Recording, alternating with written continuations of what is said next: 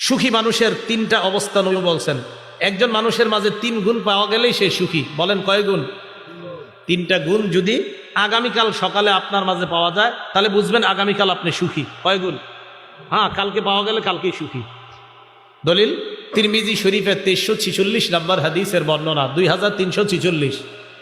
ক্বালা রাসূলুল্লাহ সাল্লাল্লাহু আলাইহি ওয়াসাল্লাম, নবীজি বলেন, মান আসবাহা মিনকুম আমিনান ফি সিরবিহি, তোমাদের মধ্যে কোনো মানুষ যদি সকাল অবস্থা হয় এমন অবস্থায় তার পরিবার নিয়ে সে নিরাপদে আছে। 1 নাম্বার, তোমাদের মধ্যে যদি কারো সকাল এমন অবস্থায় হয় সে পরিবারের মধ্যে নিরাপদ, পরিবার সহ পুরা নিরাপদে আছে। 1। 2 নাম্বার, মুআফান ফি জাসাদিহি, শরীরটা সুস্থ আছে। 3 নাম্বার, ইনদাহু কুতু ইয়াউমিহি, তার কাছে একদিনের খাদ্য আছে। বলেন তো, 1 নাম্বার পরিবার নিয়ে সুখে আছে, 2 নাম্বার সুস্থ আছে, 3 নাম্বার